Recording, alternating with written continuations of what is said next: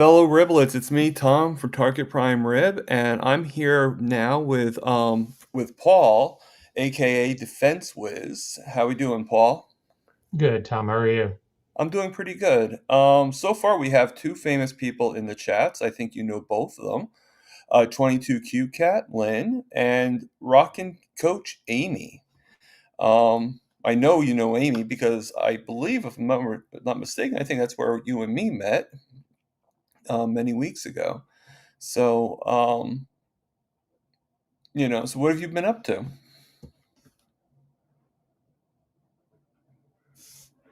I'm not sure. Paul, are you there?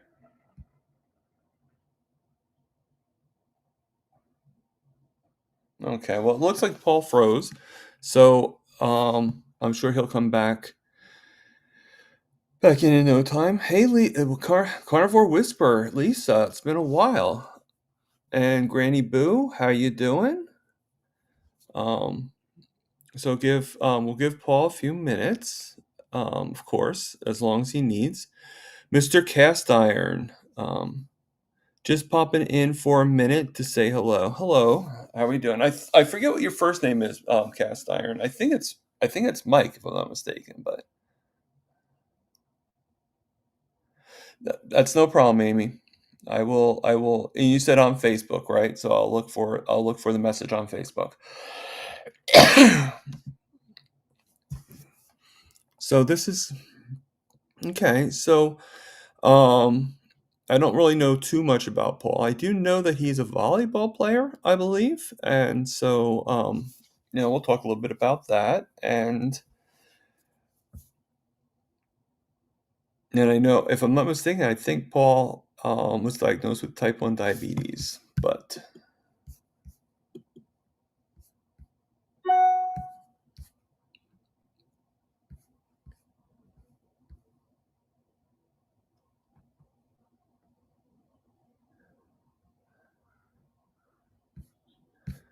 all right, well, Paul just let me know that he had a little issue with his computer. So so in the meantime, we'll just talk. So does anybody, make sure you have questions for Paul and everything, and and we'll go from there. Hey, Larry, how we doing? And Tanya, oh my God, it's been a while since you've been on my channel, Tanya. And here we are. We have Jerry in the middle of the forest, in the middle of a forest, not the forest, just a forest. Just joking, Terry. I love your name. If I love it, I tease it.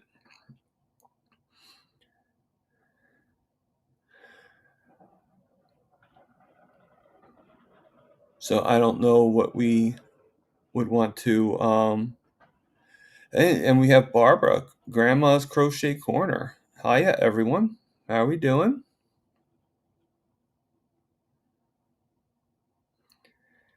Yes, fire hydrant. I don't know what my word is, so you could try fire hydrant if you want to, Coach Amy.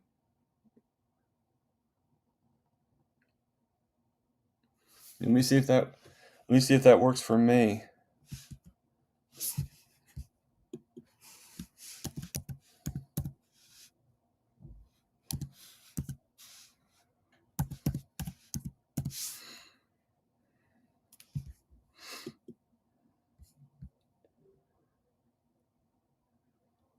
Did it work? Can anybody tell me if it worked or not?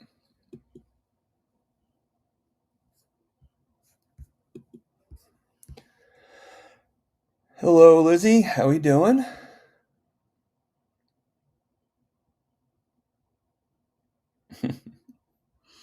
I always try to make people laugh.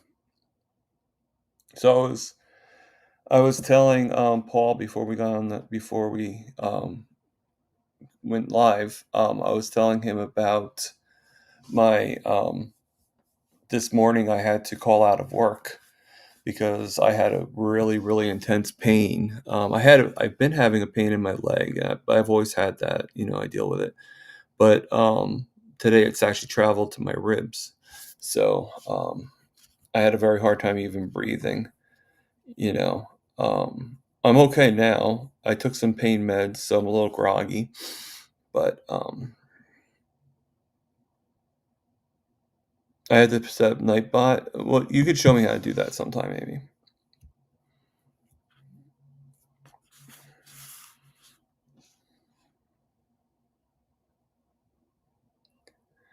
I'm feeling better. I'm feeling better. The pain still. I've been having the pain on and off for a long time, but today it was just really intense this morning. I actually went to work. I actually walked to work, which is not far, but still walked to work. And I'm like there, and hey, Rick, how we doing? Okay, dig a trench.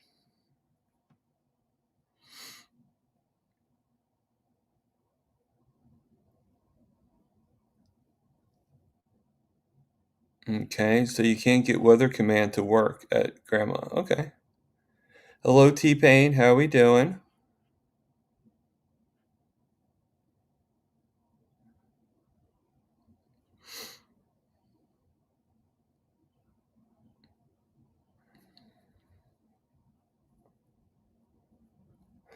Oh, okay. Well, so then you could do like some like on the site lives, basically. That'd be cool. You know, like Rick on location, basically. Or let's see what Milton's doing right now. do like a do like a news program, like with Milton like in a suit and a microphone. Well, Rick, out here.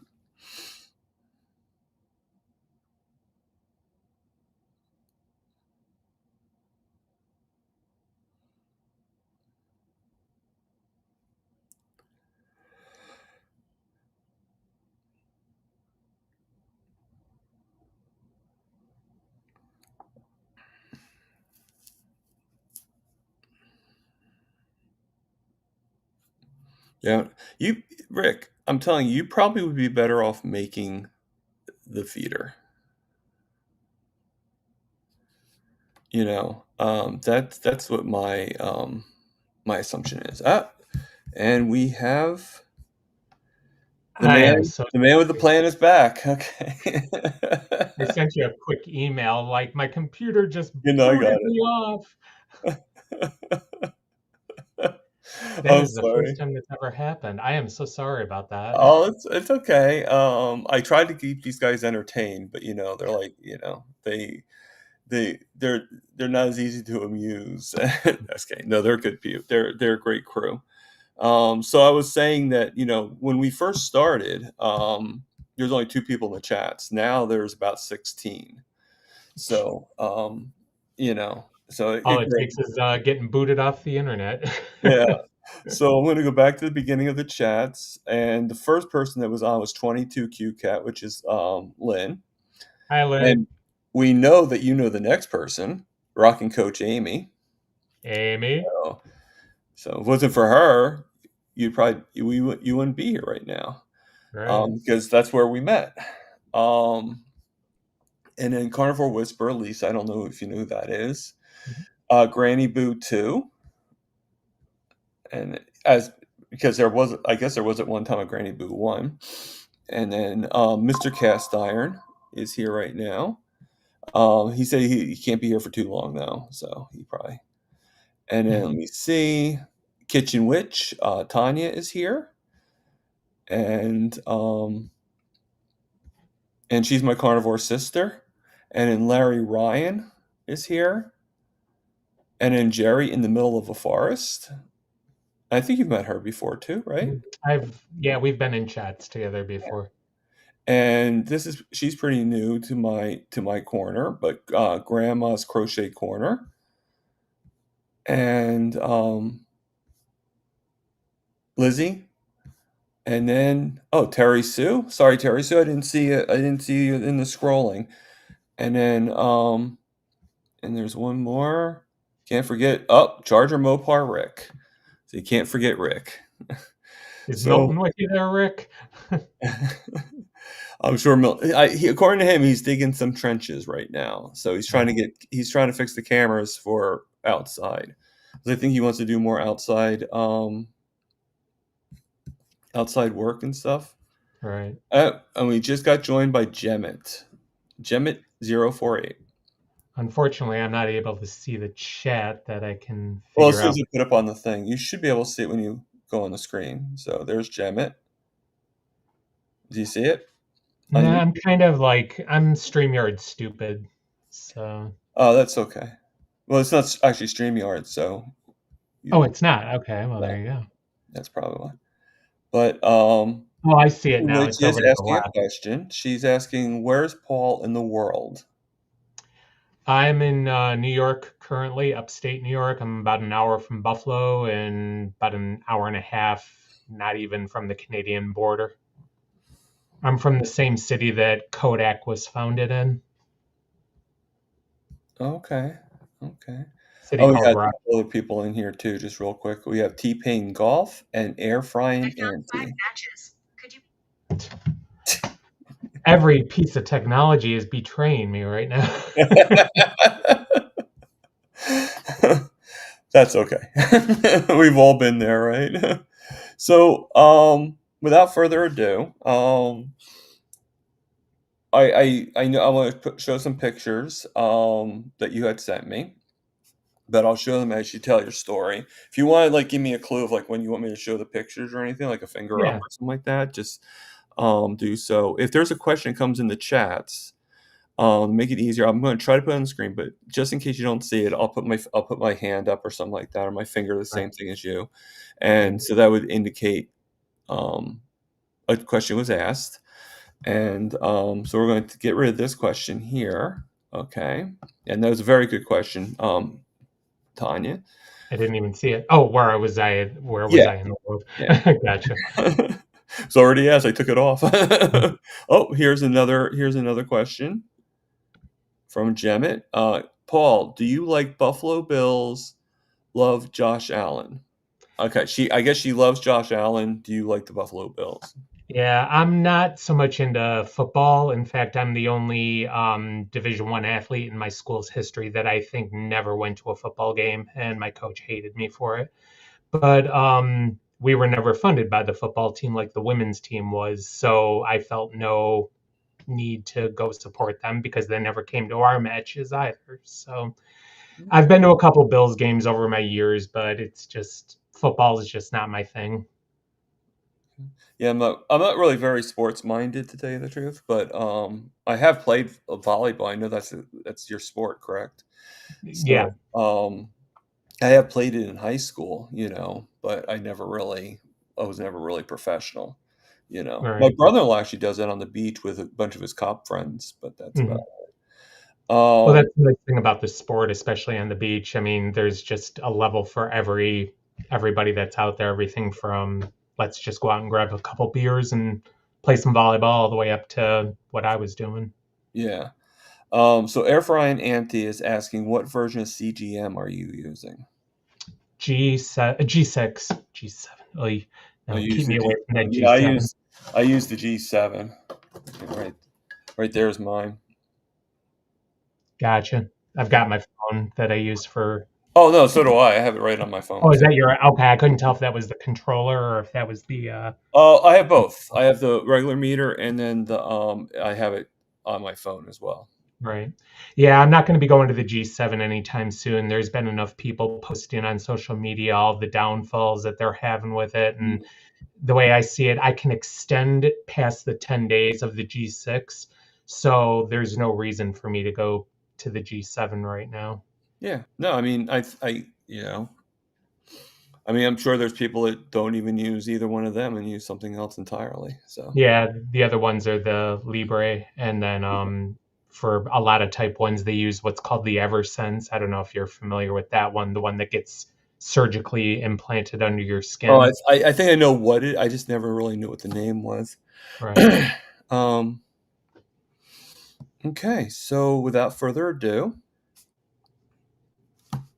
what brought you to are you full carnivore or are you just keto? I was carnivore. I've been doing the whole dietary lifestyle, low carb, for 11 years. And one of those years, just shy of 1 year, I did carnivore back in 2018 and started on J1 and went all the way up until about Thanksgiving. And my goal was to do it the full year, but Thanksgiving rolled around and I missed salad. So, yeah. So 11 months was enough. Okay, so T Pain is asking that did you he's saying hello first to you, and then he said, "Did you play your highest level on carnivore or start after volleyball?"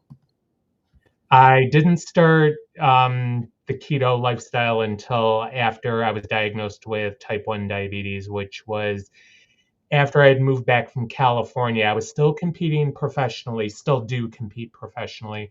But the whole lifestyle, when I came home from California, was diagnosed with type 1. That's when I initially started it. So it was after my California days. Okay. So I'm not seeing any questions. So all right. So yeah, I So to mean go more into that, go to answer that more fully, I'm still competing professionally and still leading the, the I'll call event. it the, because I'm not really, I don't really eat a ton of vegetables. It's vegetables are my source of entertainment, if you will. So I'm very, very meat based. 90% of my diet is meat. So Okay, if so I would don't you say you're more ketovore if you're gonna really I get hate that term. I call it carnito, because carnito? I lead with a carnivore lifestyle, Right. but I do throw in vegetables at the end. So ketovore, it to I me I means more I like like you're that. throwing I more like vegetables. that. Yeah. Plus, everybody says Carnito. ketovore, and I don't like to go with what everybody says. I don't. I like to go against the grain. I mean, it sort of sounds like very Miami Vice, you know, like carnita. Carnito, like oh my god, it's so carnito. Oh, you're so carnito. That's funny. Um, so air frying auntie, she likes. I forget your name, air fryer auntie. I do apologize. I Shauna. think it's Shauna, Yep. but okay, cool, Shauna. I'll try to remember that. Um, I like veggies for entertainment purposes, like a nice Brussels sprout with pork belly. Okay, like just a little bit on the side. That's the way Yep. vegetables should be. It shouldn't be. And then she also said here, it kind of went off my thing, making a little joke about Carnito. She said, Carnito, a new Avenger, LOL. Yep. So, It's so my that's it's my superhero so name. Amy, that's Paul's new carnivore Avenger, Carnito. So okay, so what you know what is the story of Paul basically? Yeah, well, I'll start off with the end first and I'll do my journey and how I got there. Basically, I'm a person with type 1 diabetes and I was properly diagnosed in 2014, October. I just passed my 11-year anniversary. And so how did I get there? What was my life prior to that? Um, all of my teenage and adult life, I've lived a super healthy lifestyle. I was an athlete growing up. I was an athlete as a teenager, going into adulthood. Basically, in 2014 was when I was diagnosed. So going back to 1983, we'll say, that's when I was introduced into the athletic life. Tried a bunch of different sports throughout high school and found volleyball in 1985, indoor volleyball. Um, Basically, it came along accidentally. I was a tennis player and a runner prior to that. And then I started dating the captain of the women's volleyball team in high school because we didn't have a guys' team. And it fell in between our cross country and indoor track season. And so I got to be the manager of the women's team. And as such, they needed practice dummies. So I stepped on the court and just did what I, did. As I had never played organized volleyball before, but I had played it, at picnics and stuff. But I guess I had some raw talent because I was going after every ball and I wasn't letting a ball hit the ground to where the coach took me aside. He was like, look, I see something in you with some raw talent. I really want to make a couple phone calls and try to get you into club volleyball. And I was like, what's that? So she explained to me what club volleyball was. It was basically organized teams that did practices and tournaments on the weekends and stuff like that. So I was like, fine, whatever, make some phone calls and let's see what's up, because I had been playing tennis for 5 years. Um, Met with the head coach of the club volleyball team in my area, and he tried me out and saw some raw talent and took me on to the very bottom team that was in that club. And I was like, all right. So I went to a couple practices and I really loved the game. I just loved it. It didn't take me long to really fall in love with it. And luckily, I am coachable and I am teachable, that I was able to work my way up over the next 2 years and make it into the very top level of that club that I was playing on, the number one team. And from that point on, I lived a volleyball lifestyle. That's all I did. That's all I lived, eat, slept, and breathed volleyball. I just fell in love with it right at that point. That led into me getting recruited for college, and I got a scholarship to university and went and pursued my education there. During that time, I also found beach volleyball. And beach volleyball differs from the indoor game, whereas instead of 6-on-6 on a regulation size court, it's 2-on-2 on a regulation size court on the sand. That I fell in love with more than the indoor game, because I just loved that lifestyle of being on the beach, being near the water, competing 2-on-2, a lot less people on the court. It's just, I finished my education and then went full time into beach volleyball. And I was like, this is what I could see myself doing. Didn't know I could make a living at it, but I ended up moving to Florida to try to see higher level teams. How would I do against them? Because New York is only, so many people you can play against. Florida, I had a great year down there, and I was asked by a couple people, hey, we're moving out to California. Are you interested in coming out with us? I was like, I don't know. That's a big move. And they're like, we have places to stay. And I already had friends that were living out there from the New York area. So I knew I at least wouldn't be in there alone. So we made the move to Southern California in 1993 and just surged ahead ever since that. And lived a life of something I could only dream of, being able to make a living playing a sport that I loved. And so everything was going great. I ended up having a knee injury in 1997, ACL injury. Did the surgery, rehab from that. 8 months after, I blew out the other one, another ACL.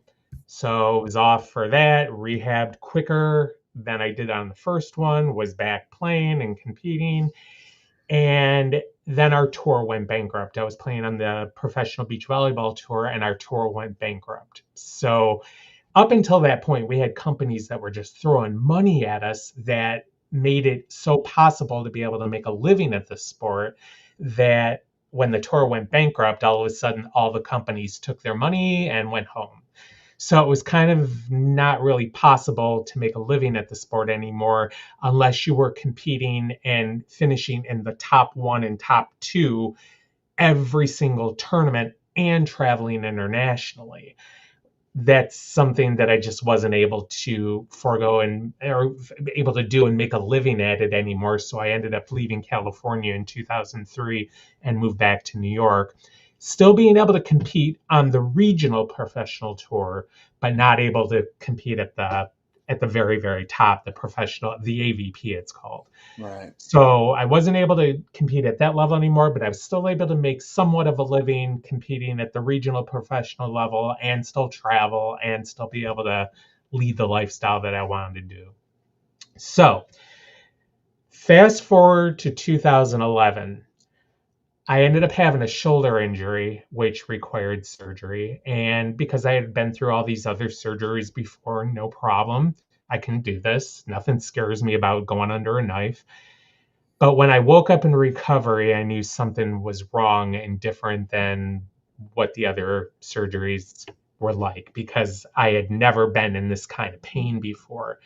It got to the point where I actually had to take painkillers for the first time. I'd never taken Vicodin in my life, never had to deal with any painkillers prior to that.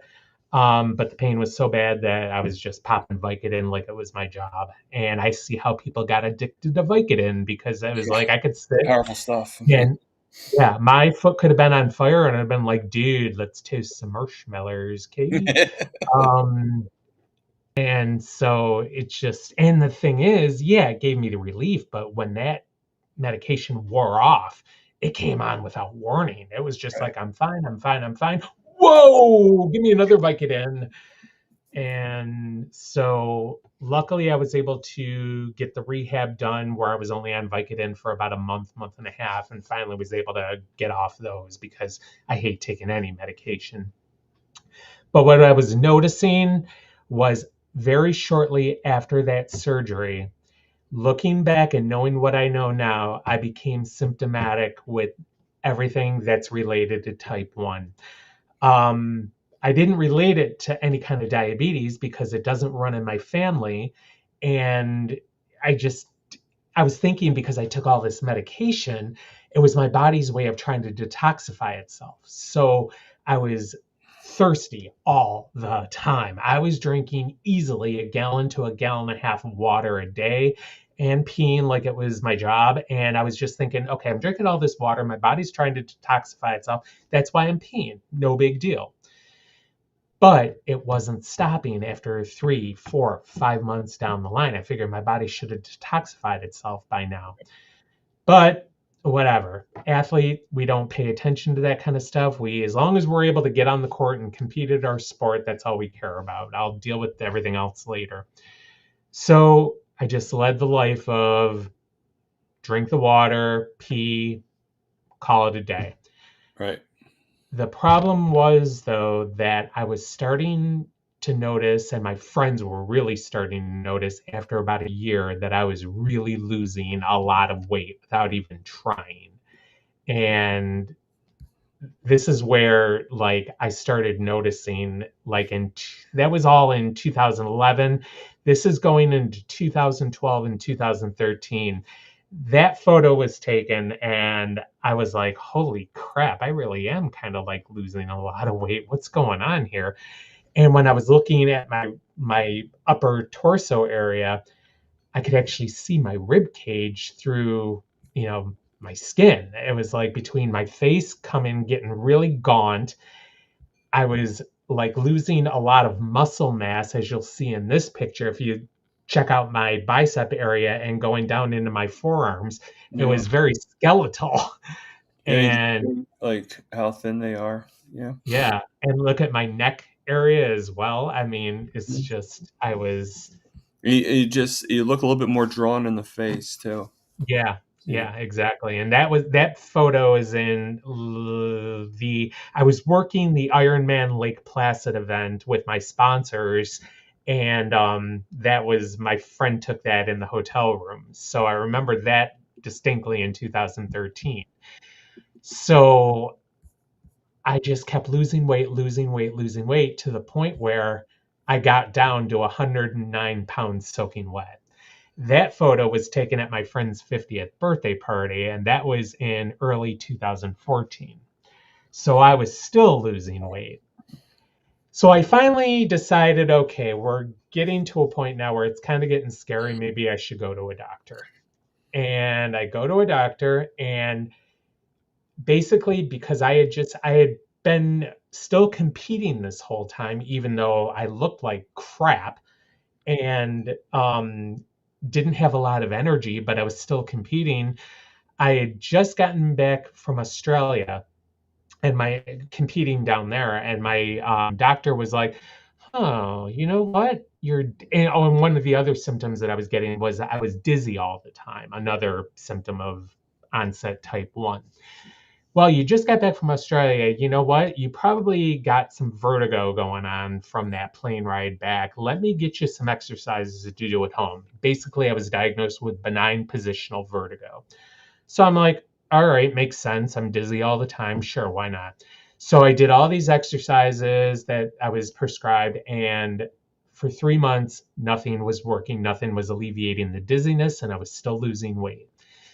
So then my doctor decides to diagnosed me with parasites because of all the weight loss. He's like, well, you were down in Australia. Maybe you caught a parasite while you were down there, and maybe that's why you're losing weight. Everything's a maybe. And I was like, all right, so what do I need to do to get rid of parasites? So he prescribed me this medication, and I was on that. That was not good at all, messed up my intestines. But basically, that didn't alleviate the problems. So, June of 2014, I go back to the PCP. I'm like, look, I'm losing a lot of weight here. I'm still dizzy as all crap. I have no energy. I've had to forfeit all these tournaments that I've started. Something's going on. They finally did a blood sugar test on me 2 years later, and my fasting blood sugar was 495. So he's like, oh, you know what? I think you might have diabetes. And I'm like, okay, type 1, type 2, what are we talking here? All I knew about either of them was type 1, you need to be on insulin the rest of your life. Type 2, you don't need to be on insulin. That's all I kind of knew about it, Right. really. So he's like, well, I would say you're type 2 because this all just happened like, Right. over the last couple of years. Right. Um, Which I get and that you don't, assessment, you know. yeah, and you don't have a family history. So I would say type 2. But what I knew about type 2, I didn't fit the lifestyle of it. And then it got, again, going back to what I thought I knew about it, Right. I was an athlete. I wasn't sedentary. I was always moving around. I don't understand how this could be type 2. Was when I thought I knew about it, this was more from a sedentary lifestyle, not athletic, that kind of thing. But Right. I didn't have a medical degree. So what do I know? So he prescribed me metformin, as they do, and he's like, take metformin. You're going to want to be taking it every single day. Take it before you eat, and let's see if it brings your blood sugar down. Well, I took it for 90 days. And when I went back and he's like, try to limit your sugar intake, your carbohydrate intake, all that stuff. And I was like, yeah, okay, no problem. I've already started to do that because I just haven't been hungry. Right. And plus, I've never been a sweets eater. For me, it's always been about the savory. So Hmm. when he said bring down the carbohydrates, I was like, all right, no cereal, no starchy vegetables, that kind of thing. And I'd never been a sweets eater, so no big deal. Well, I went back for the follow up visit in 3 months. My um, blood sugar, my fasting blood sugar, had jacked up another 50 points, and I didn't even talk about my A1C. I had my A1C done, and that was 14.4, and at the 3 month follow up it was 15.2. So I had already made the changes, taken the metformin, and obviously that didn't work. So he's like, okay, we need to get you over to an endocrinologist. So I met the endocrinologist about 5 days later. She walked into the office, took one look at me at those photos that you just saw, and is like, you need to get to emergency right now. And I'm calling them to tell them you're coming because you're not type 2, you're type 1. So the belligerent athlete in me is like, I'm not type 1. Please just, there's got to be something else we can do. There's no way I'm type What? 1. Yeah, exactly. And so I argued with her for a good 15 minutes because that's what us athletes do. We think we know best. Oh, believe me, such And as athletes, I would have argued too. I've been like, well, exactly, right. So it's like I'm not two. What? yeah, I'm like, you're telling me I need to be on insulin the rest of your life? I'm scared of needles. No, there's got to be another thing here. So she finally wore me down, and I went to emergency, and they kept me overnight. They put me on an insulin IV drip, and got my blood sugar down from the 500s down to about 90 or so, somewhere in the mid 80s, high 90s. And so I had a follow up appointment with her the next day. They did the testing on me, what's called a GAD antibodies test and a C peptide test. They did the testing on me overnight while I was in emergency and forwarded her the results and met with her the next day. And she gave me the news that changed my life. I was actually type 1. And the form of type 1 that I have is called LADA, LADA, and it stands for latent autoimmune diabetes in adults. It's basically a slow onset progression of type 1 that hits adults in their usually in their 30s or 40s, but it can hit in their 20s as well. And it's just very slow progression. And it ends up being the same diagnosis as somebody with type 1 that was born with it. You have to be on insulin the rest of your life and going to have to learn how to like manage a diet and deal with how to properly dose insulin. So I was basically given a quick 15-minute scenario, but when it really comes down to it, you're type 1, here's your insulin supplies, and have a nice day. That's Right. basically what it felt There like. you I there had you all go. the Maybe if you're lucky, a quick tutorial, very, very quick on how to use the insulin and stuff like that. But that's exactly nothing detailed, nothing, basically I was put on a sliding scale of insulin to carb ratio. And that had to be tweaked over the next 3 months because it wasn't enough insulin to what I was eating because I had to really get my body back to where I was in a homeostasis point because I could have gone full on no carb right out of the gate, but it wouldn't have mattered because I was living a life of coming off a life of 2 years of super high blood sugars that I was having to dose a ton of insulin just to get back to status zero. And, that first 6 months was crazy. But um, within that first 2 to 3 months, I didn't know about Facebook groups. And a friend of mine introduced me into this one group for type 2s that was following a low carb lifestyle. And I was like, all right, but how does this relate to me because I'm actually type 1? Well, what I did was I took the ideas of the low carb and just brought it into a type 1 lifestyle because I'd already made the decision that I was going to go low carb um, and eliminate the sugars and the starches and everything else out of my life. I made that decision like almost instantaneously. So I needed education of how to do that safely as a type 1 because I didn't know the ways to go about it. So when I found this group that my friend introduced me to, it was all these type 2s, but I'm like, everybody was so caustic in the group. Everything was, they call it the keto police now, but back then it was just like if you did one thing that just was off plan, everybody was just on your back. And I was like, you know what? I don't need that. So I left the group and I started searching for type 1, especially type 1 athletes. I'm like, there's got to be athletes that are type 1 diabetic. Hopefully, I can learn from them. So at the same time, I found a low carb type 1 group and I found a type 1 athletes group. The thing with the athletes group was they led all the dietary lifestyles, everything to eat all the candy and dose the insulin to all the way down to ketogenic. And at that point in time, I was starting to learn more about the terms ketogenic, low carb, all of that. And I found Maria Emmerich and I found Carolyn Ketchum.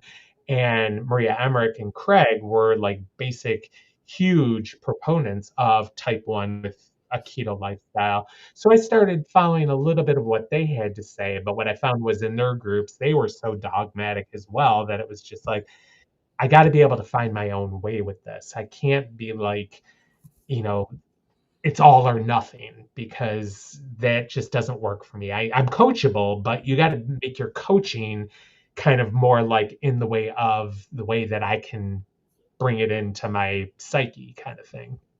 So through other groups, I found somebody that became a really good friend of mine. Her name was Sarah, and she was a high level cyclist who also was type 1, who was following the instructions of Dr. Richard Bernstein. And he was the guru that resonated with me more than anybody else I found within this space. And because he was type 1 himself. And he had been doing a low carb lifestyle for well over 50 years. And so when I was talking with Sarah and she introduced me into the admin of Dr. Bernstein's type 1 group, it's called Type 1 Grit. When I oh, became involved with that group, everything just like the whole clouds just went away from me and the sun came down and like I get it. I finally get it. I'm with my people that I could learn from these people of how to effectively dose insulin, lead a low carb lifestyle, and get back to my life as an athlete. So within a year's time of following what Dr. Bernstein and his instructions were saying, learning from the people that have been doing this a whole lot longer than me, putting into practice insulin dosing, um, looking at like what I was eating for my meals, and effectively learning how to dose insulin for not only the carbs that I was eating. When I'm talking carbs, I'm talking no starch veg, but we have to learn how to dose insulin for protein and fat. Mhm. Everybody thinks protein and fat is a free food. It's not when you're type 1. You have to learn how to dose insulin for that because what it does with your body is it breaks down over time Mhm. and it causes a delayed high blood sugar unless you're mitigating that with insulin dosing. So I had to learn how to properly dose insulin and the type of insulin for the protein and the fat that I was eating. It took me about 3 to 5 months before I was comfortable doing that. And in that point in time, I was on insulin injections, but within 3 months, the insulin injections were just doing me no good. The pens that I was using were terrible. I actually went on an insulin pump. When I went on the insulin pump, it made it 100 times easier to be able to dose the insulin for the protein and the fat that I was eating because I could do what's called an extended bolus. A bolus is when you take a whole hit of insulin all at once when you eat a meal. What I was doing was I was taking a certain percentage of that bolus up front and I was extending the rest over an hour. And what that extension was doing was meeting the breakdown of the protein and fat, and the insulin was preventing that from causing a high blood sugar. So I started getting these lines like this on my CGM, and I was like, okay, I think I've got this figured out. Okay. Beautiful. Yeah. And so now it's like 11 years later, I've been able to get back into my sport after about a year and a half taking off, trying to get my health back, leading the carnito lifestyle, being able to eat all the protein and fat that I want, and whatever, now start veg I want. And 11 years later, it's like I can instruct anybody on how to go from day zero to 3 months in and have a full capacity of how to handle type 1. And I just thank God I found Dr. Bernstein, and thank God my friend Sarah introduced me into that group because otherwise I don't know what I would have done. Yeah. I mean, I kind of wish that, I mean, I know he was more type 1, but I kind of wish that I knew of Dr. Bernstein before he passed away. Unfortunately, I didn't really know of the guy until he passed away, until after he passed away. But yeah, Right. he would have, I think he would have even have helped me out. The group that I was in, the type 2 group I was in, they were following his instruction as far Um, as how to do a low carb lifestyle. So yeah, for sure he's not just with the type 1s, what he oh, was okay. doing. Yeah, I mean the lifestyle, the dietary lifestyle can be anybody, Yeah. but what he was effective in helping me do was learn how to effectively dose my Yeah, insulin. and Amy makes a great point that his legacy still lives on, and which is true. A lot of people's legacies after they pass lives on. I mean, look at he's not a doctor, but look at Jeff DePosparis and their legacies on how they dealt with cancer and stuff like that is Right. pretty epic. Um, so really weird question. Other than oh god, Carnito.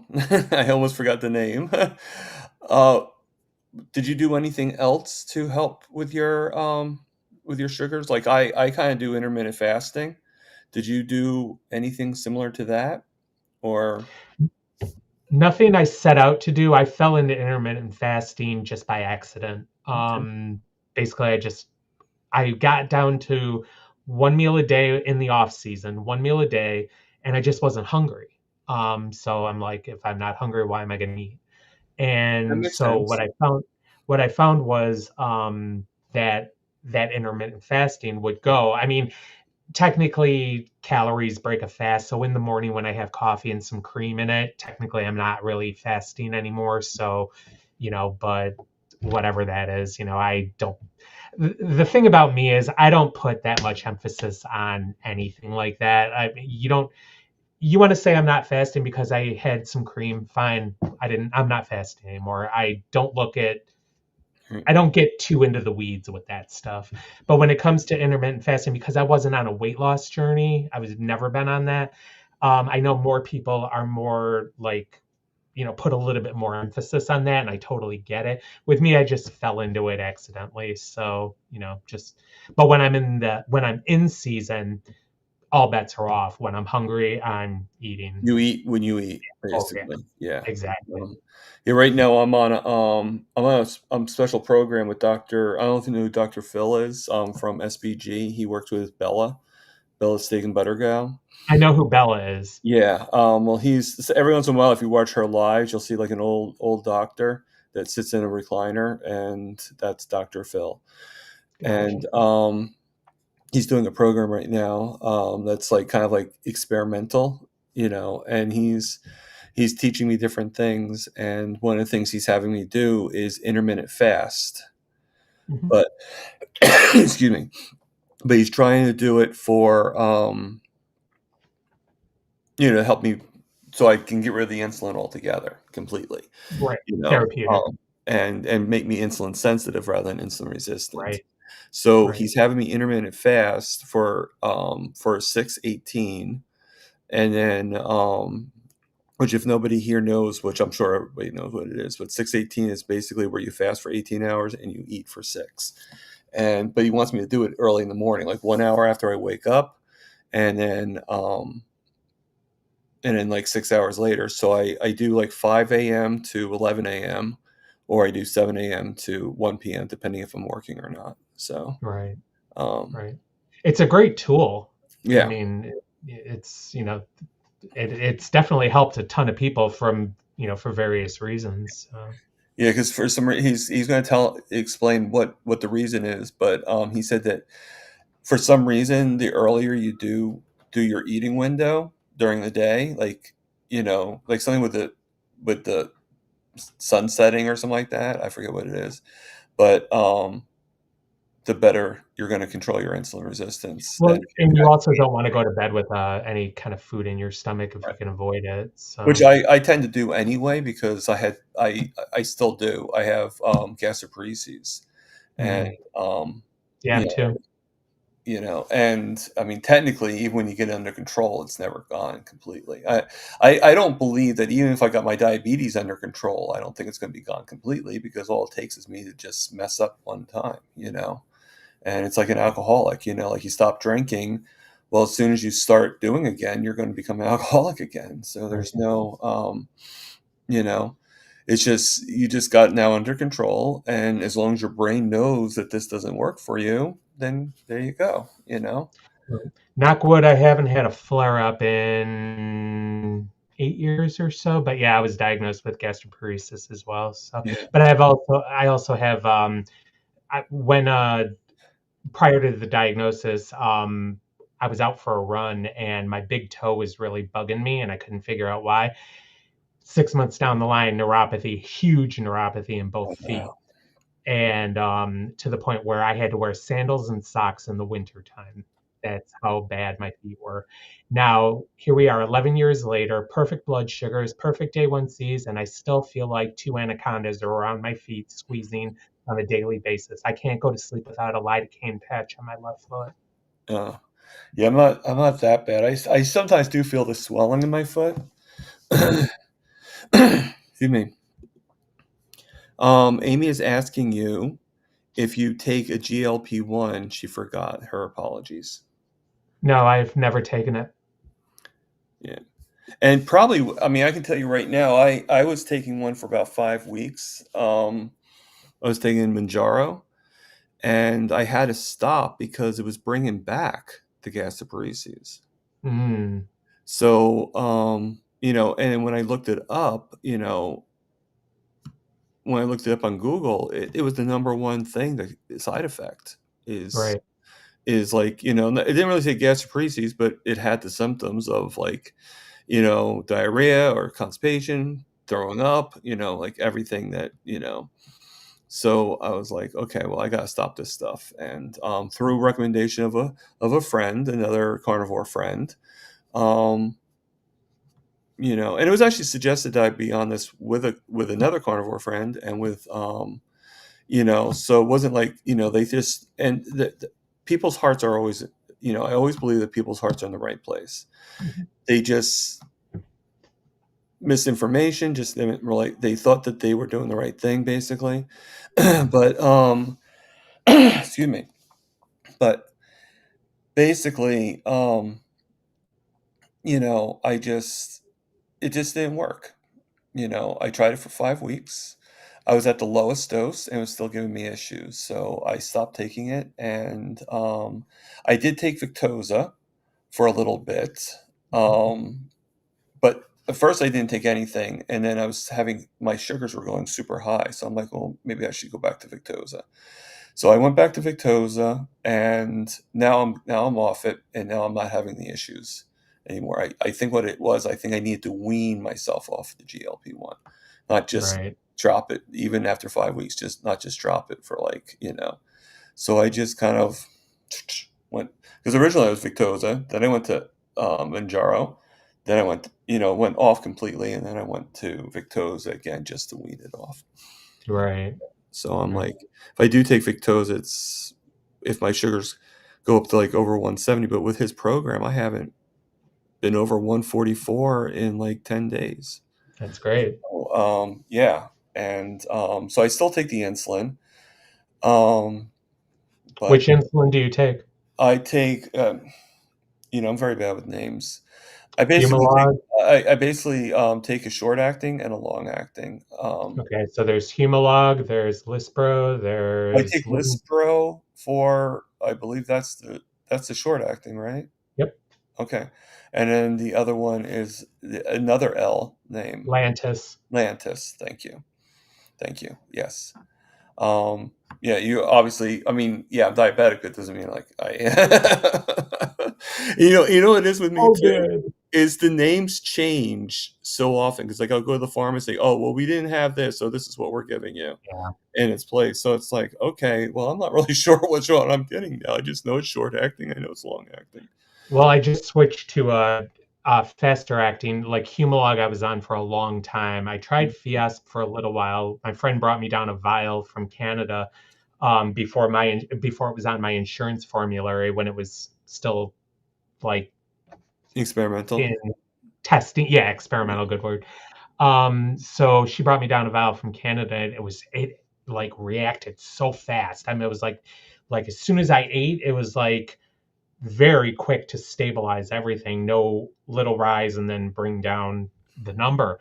And so as soon as that was FDA approved in the United States, I got a couple vials of it. Didn't have the same reaction. Like, what the heck here? So I went back onto Humalog. Now I'm on a new one called Lungev, and that I've had some success with that. Again, it's Good. much faster to react in the body, and there's no tail on it. So normally, like when I inject insulin for a meal, it hangs out in the body for about 2.5 hours for me. This has about an hour and a half tail. So as soon as the hour and a half's done, I can look at my CGM and I know that I don't have any insulin on board. And if for some reason I'm a little higher than I want to be, I can take another hit without worrying about stacking insulin. Okay. Well, we So got a couple questions here. yeah, T-Pain is at, and then Jemmett has a question. T-Pain is asking, did they say, or or you and I missed it, sorry. And then how you got type 1. So I guess he's asking, yeah. yeah, you did kind of tell the story of that. How you, Yeah, I'll go into a little bit more though. Type 1 is an autoimmune disorder, and which means it can hit anyone, anytime, anywhere for any reason. You could be 80, you could be 8. Um, I used to think you had to be born with it. And when I finally understood what exactly this was, it was when I trace it all back, can I prove this? No, disclaimer, I can't prove this. but damn, okay, it sure leads back to it.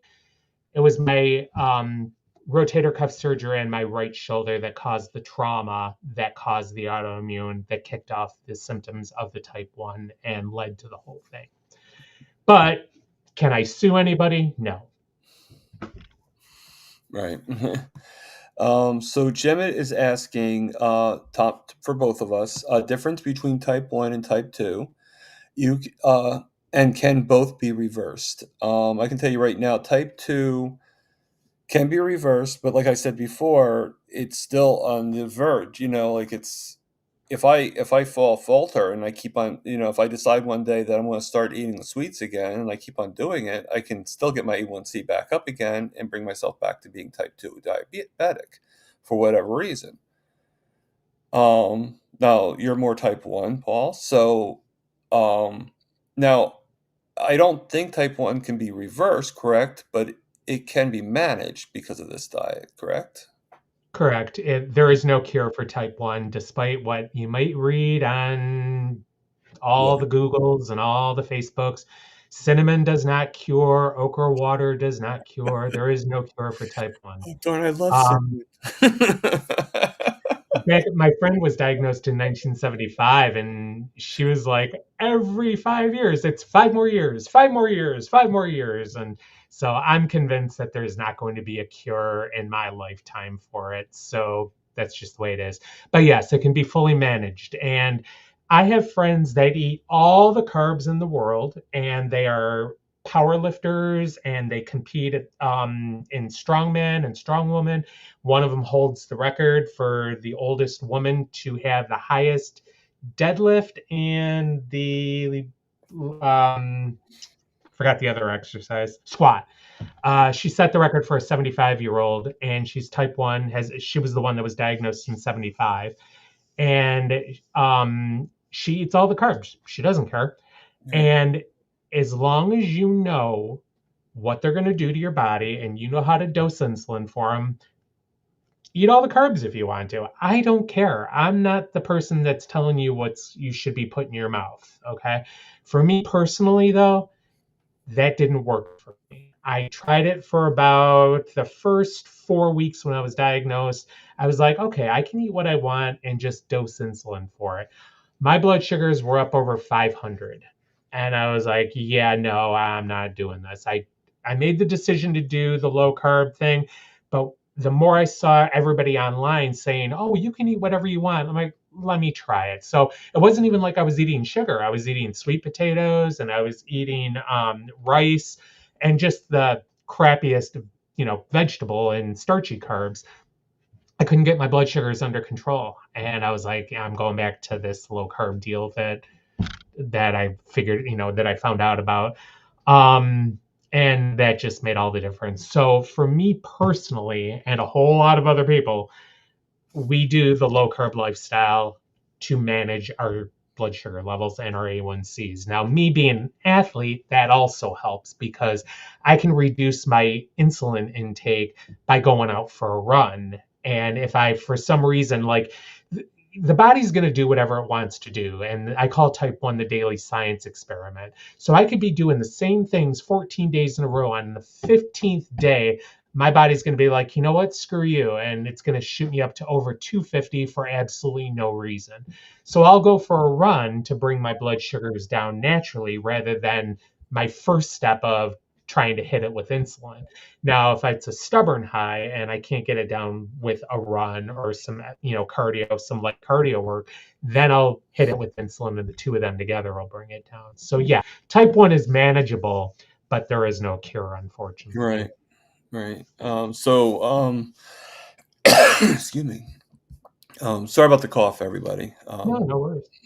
Okay, so Carnivore Whisperer, Elisa, she's saying that I remember them telling me when I had gestational diabetes that could be later developed diabetes. I wonder, does that mean one or two? From my experience, I believe it's two, but Could be I'm not a either. doctor. It can be either? Okay. It could be either. Yeah, I know people that were diagnosed with gestational that ended up becoming for the auto. It was an autoimmune happened, Okay. and that's what it comes right down to is that type 1 being autoimmune, anything can trigger it. And then Jim is asking, um, Thomas and Paul, is it true you need sweet if you have a diabetic seizure? I guess like if our blood sugars go really, really low, do we need something sweet? For me personally, yes. I if I my blood sugar goes I have it set on my CGM. If I have it if I go lower than a certain level that I want to be, I have to take in some quick acting glucose. Yeah, it helps. That's why I like that's the thankful thing I have for the candy store downstairs because I control myself. But like if my blood sugar, if I'm looking at the meter and I'm feeling, and I have to feel wonky too. I can't just because sometimes the meter can be wrong. If I'm Oh at yeah, you got to low finger straight. meter and I'm like I don't feel anything. Like I don't Right, feel the symptoms. right, Then then I don't really ignore it, but what I'll do is I'll go upstairs from downstairs and I'll be like, okay, let me wait a little bit more or let me check a finger stick and see what that says. And right. usually the difference. But if I'm feeling wonky and I'm downstairs, because obviously I'm feeling wonky, I'm not going to go climb the stairs. I mean, Yeah. I'll go inside and I'll get either I don't know if you ever heard of nonpareils. They're Oh like yeah. little chocolate, Yep. you're the Yep. first person who knew what a nonpareil was. That's in the and then or an Oreo cookie. But I just get one and that's it. I've explained before. Right. And and just to bring it up a little, just to bring it up. I don't get a lot. Right. I just get what I need. Right. Well, one of my sponsors is a company called Honey Stinger, which is a sports nutrition company, and they make energy bars, energy gels, Stroop waffles. They also make these things called energy chews. They're like little gummies, and each gummy is about 4 grams of carbohydrates, and the sweetener is honey. Mhm. So they've been one of my sponsors since 2005. So luckily, I always have a stash of those. Or if I'm in my car and I don't have a stash of those, my bank actually has suckers that they give out to their customers. So anytime I'm running low on suckers, I go to the bank. I'm like, "Hi, could I get my diabetic tools, please?" They're like, "Yeah, go ahead." I'm like, "All right." So I get a bag full of suckers because I refuse to pay for candy. Yeah, no, no, I know. Like, well, every year, speaking of candy, I don't know what you're doing for Halloween, but I used to give out candy for Halloween. But I live in an apartment house, and the kids in the apartment house, if I put out a whole bag of candy, I might get rid of like 3 pieces, 3 or 4 pieces. Right, And it's not like where we hand them out to the kids. They don't like knock on our door. We just put a bowl in front of the door and then whoever in the apartment house that they take. And most of the kids are now older. They're not, I think the youngest one is now like, when I first came here, the youngest one was like 2, and now the youngest one is like 14. So it's been a while. So even those kids aren't really trick or treating anymore. right, And but it just seemed very, I don't know. Like it's like, okay, I'm only going to get rid of 3 pieces of candy. That means that candy is going to be here in the house, tempting me, you know. And even if I got a candy I hated, I probably would still be tempted. It'd just be like I hate coconut. So even if I got like, and what kid likes really? Not many kids like coconut. It's like, it's like the handful's like a lot less. So it's like, okay, so I'm gonna have kids like hate me because I'm getting them the candy they really don't like. yeah. I've Like, just been lucky where I've lived. I've never gotten trick or treaters, so never have to worry about yeah. it. So this year I'm not getting candy. I'm sorry. It's not that I don't think that they deserve the can. Like if they want, their moms can get it to them. They have other places to get candy. So Right. it's not going to come from me. And Yep. I don't think anybody's going to really care. And most of the people in the complex knows what I'm doing. So I Right. think they're going to feel a little weirded out anyway. It's like, wait, how's he giving us candy? He doesn't even eat sugar. So, that's kind of weird. With So you being in an apartment complex, do you have access to a grill in the summer season? no, no, No? no, So you no. do your meat Unfortunately, meat they prep don't inside? use grills. Um, I mean, I guess I could get an indoor grill. Okay. No, I was just wondering just because I'm the same like where I always live in a house that's owned by somebody else and either like I had a roommate in my old place. These two places that I've lived in over the last 4 years are it's like an in-law suite addition to a house where the Okay. landlord is on one side, I'm in the other side, and there's always been a grill out on the deck. So I've always had access to a grill for the summer, but in the winter it's like, all right, I guess I gotta do the stove and the skillet or the Yeah. air fryer. I mean, right now I have to do, I did have an air fryer. Unfortunately, we had to have a funeral ceremony for it. It just stopped working. Mm. So, so I had to get a new one. I just haven't had the ability. But in the meantime, my sister actually bought me a huge, I mean, I can't, but my hands can't even fit the screen. That's how big it is. I think it's like a 24-inch ceramic pan. Hmm. So, it's a wonderful pan. It cleans up so easily. It doesn't, doesn't flake or anything, and, Right. it's, like, pretty good, and I've been able to cook my burgers. Today, I actually made a pretty good meal. I actually only did 2 this for my first meal this morning at 5. I did, like, 5 eggs, and, I chopped up a hamburger meat, and then, I had that along with like about like I was I don't know if I exaggerated enough, but I did a huge scoop. It was about four tablespoons of bacon grease, Okay. and I had that like literally make a pool of bacon grease when I did the burgers, and then I just put the eggs right in. The eggs just like it's amazing. People don't even I don't know how many people even realize this. Eggs are like sponges, Oh you know? yeah, And, for I mean, there are sure. certain things it doesn't really like, it just looks at it and it's like, "I don't want that with me," um, like, any kind of, like, animal fat and stuff like that, bacon grease, tallow, lard, anything like that, the eggs just, like and they literally get bigger, you know? Mhm. So, like, you have, like, 5 eggs, it looks like you have, like, 10 eggs on your plate. Very true. So Gemma is asking, and Sandy asked it earlier, if you have a channel. Um, but she's also asking, how did I meet you? I met Paul actually on Amy, Rockin' Coach Amy's channel. Um, one of the panelists. We both were panelists at the same time, and we met there.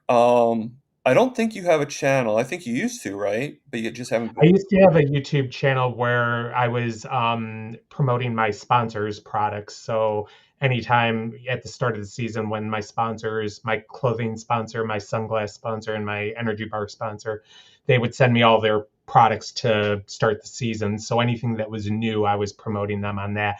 But I've never had a keto or a carnivore channel or anything like that, just because there's so much out there and I just don't have anything else to bring to the game. Yeah, I could do cooking segments, on a video, but I look at some of these people that how much equipment and how much editing they do and it's like I don't have Right, that kind of time. I just right. don't. Yeah, I mean, like I've done cooking videos, but my cooking videos are like if I mess up, I mess up. You Oh, know, absolutely. I the only editing I do is just putting it together. Just Right. Right. and I might do some editing. Like sometimes I'll do a cooking video, but I don't really do any talking. Right. Because I have a roommate as well, and if he's in the video, I don't wanna have that interfere, so what I do is I just make it mute I just either turn it off and then do like a over Right. voice, Over voiceover, yeah. voiceover, or I do music, Yep. depending on, but certain rules with YouTube and stuff like that, you have to kinda learn the tricks of the trade, so to speak, and now Yep. that I got a new phone, I gotta learn it again because iPhone doesn't really work with YouTube that well, so I kinda have to learn the tricks with that. So, Um, but just to let you know, Gemma and Sandy too, because you asked the question earlier too. Um, He doesn't have a YouTube channel, but he does have Instagram.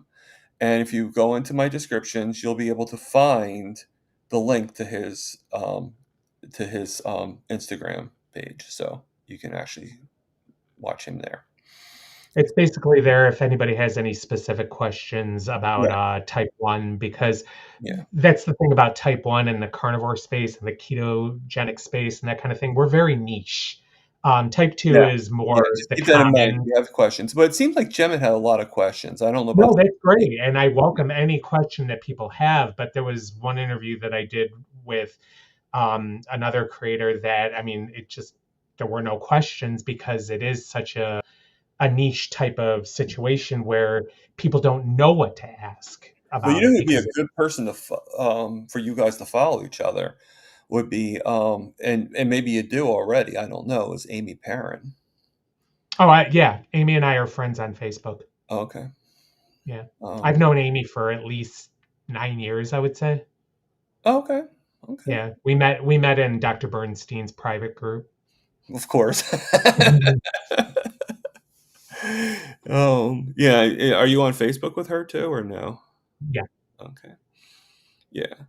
So, I always like to put something in my descriptions that has to do with the guest, so I couldn't really find much else. No, no, it's all good.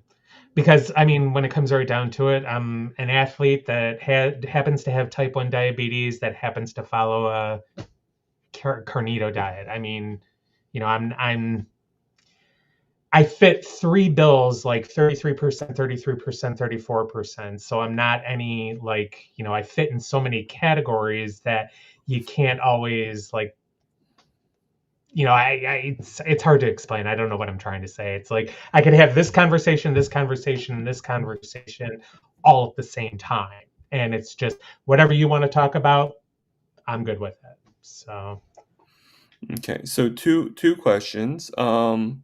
Actually three, but one's more of a statement. Actually two are statements. And one's a question to me, but I'll still answer let's put it. on the cheaters. Um, yeah. Yeah, my glasses are kind of like yours, but they're for far away, so therefore if I start driving and so I can see road signs and stuff. Right. Um, so Gemmet is she's asking, she's saying asking too many questions. No, Gemmet, you're not asking too many questions. That's why we're here. It's Chewing the Fat, and it's the name of the program, and we welcome the questions. I just can't always get to them right away, but we welcome the questions. I'm Sam, excited if I can answer questions about type yeah, 1 because because, like I say, it's very rare that anybody has any questions about it who yeah, isn't type 1 to begin with. yeah. I mean, any questions, because it shows that you're interested in the journey that we're on, that you're interested, So I mean, that alone is pretty epic. Right. Because I mean, I don't know about you, Paul, but not too many people were listening to me when I was going through the stuff I was going to. They felt for me, but they weren't listening to me. And No, yeah, for the yeah, first time, ever since I joined the community, people listen to me.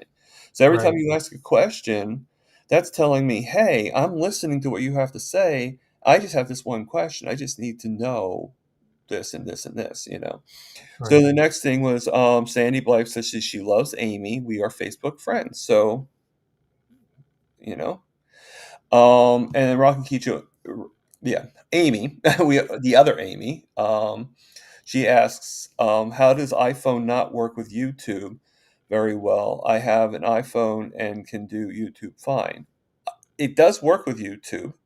However, Apple does not own YouTube. Google does. So I think because of the fact there's just things that I have to get YouTube to be like in cahoots with the Apple. So I think that might be the issue. At least that's what's been told to me. I don't know fully. But it does work. It's just there's certain video like I try putting like the shorts I used to do on YouTube with the music. YouTube won't let me do it now. So just because it's like, oh, we're not compatible. Oh, okay, well, when I was like going from Google on my Google phone, it worked like a charm, but now it doesn't work as well. Well, Um, I'm an iPhone junkie right from the start because when I was diagnosed, everybody was talking about the CGMs and Dexcom and the Apple Watches, and you could get your numbers on your wrist without having to pull your phone or your controller out all the time. okay. And about that Christmas. So I was diagnosed in October. The following Christmas, I won my first Apple Watch, which was the original Apple Watch that Apple ever came out with, Series Zero. And at the time, it was $799. And within a year, it was off the market and couldn't get updated anymore. And I was like, well, that sucks. Right. So, but Yeah, that was nice. I don't know if it's an Apple Watch or not. I'm going into my desk. It's nice being able to, like, when I'm out at a restaurant or at a bar or something like that, and I can look at my wrist and know what my numbers are. Tape measure. Here it is. I have to get a new band for it, but this is the watch I have. But I got a long time ago, so I don't think it's Apple, but it is. No, It's yeah, it's not Apple. the battery is dead, so you're not Yeah, going to see anything on it. possibly a Samsung. Yeah, my sister actually got it for me for my birthday like about 6 years ago, Yeah. and but the link is broken, and I kind of wanted to get something different than the link because it's way too big. Even back then, Right. when I was heavier, it was still too big for my, like I had to get like about three links taken off. That's how big it was, and so now it's probably more like six links taken off. So, I'm there with you. My sunglass sponsor sent me this really nice watch, and because I had lost so much weight, I had to get like 3 or 4 links taken off to be able to stop it from like sliding off my wrist. They finally got down to the point where they're like, "We can't take any more off." I'm like, "It's still sliding on me." Another telltale sign that something was going on that I, you know, was not paying attention to. yeah.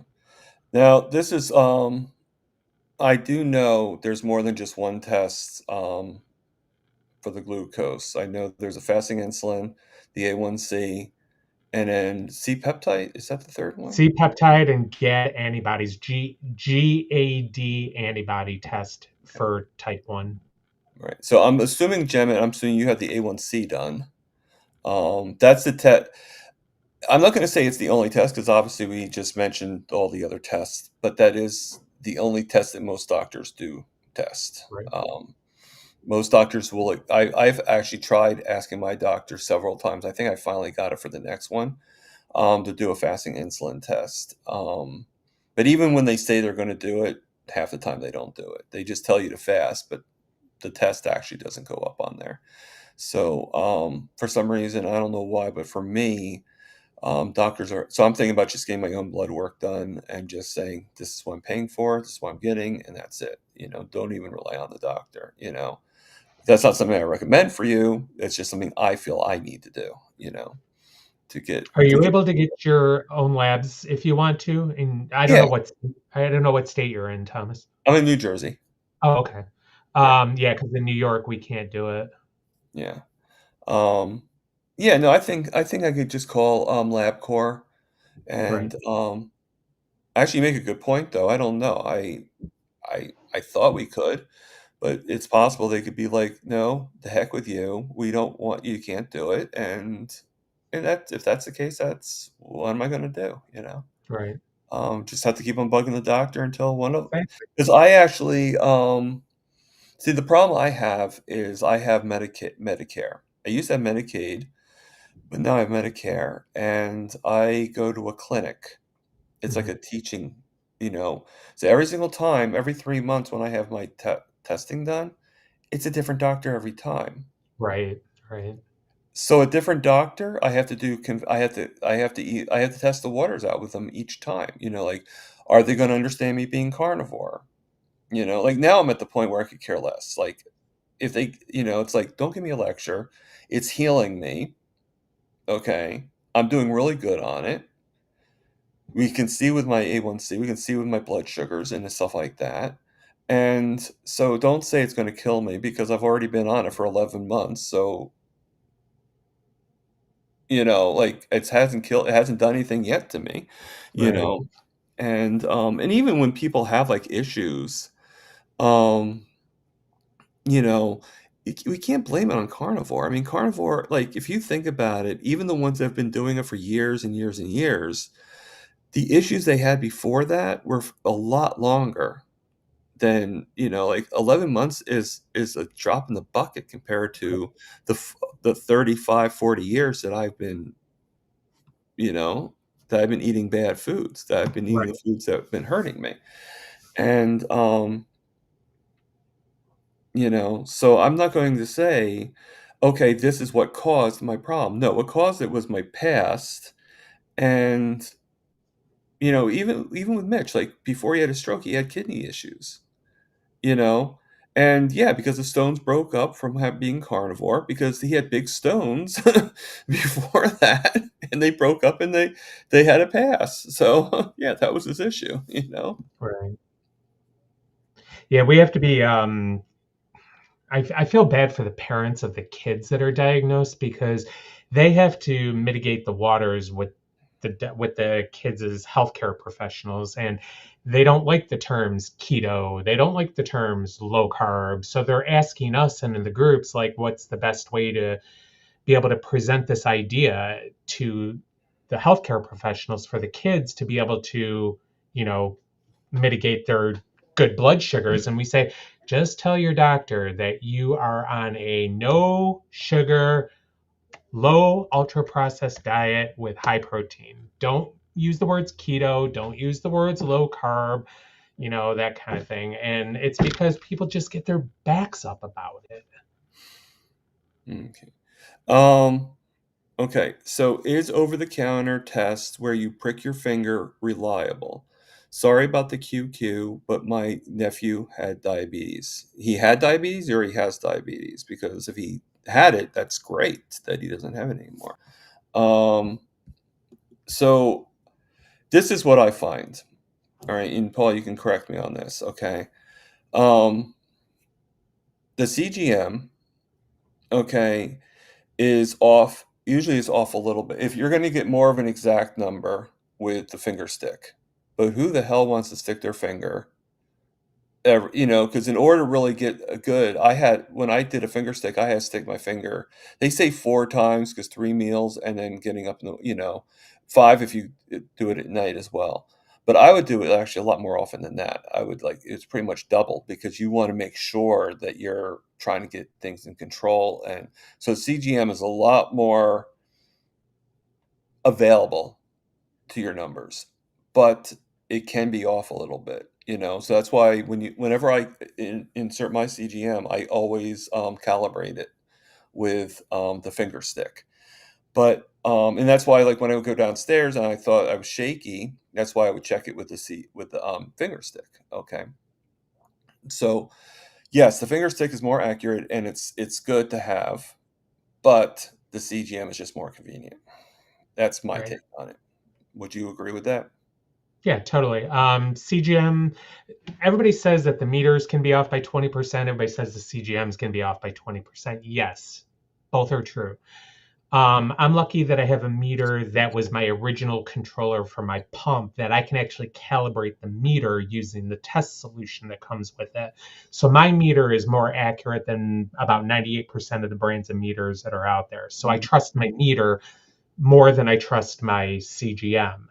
Um, I don't know if you know the story about what happened with me back at the end of March. For the very first time in the 11 years of diabetes, I checked my blood sugar before I started driving, and on my CGM said 78, and I started pulling out of a parking lot, and that's the last thing I remember. I got into a car accident, wrecked my car, hit two other cars.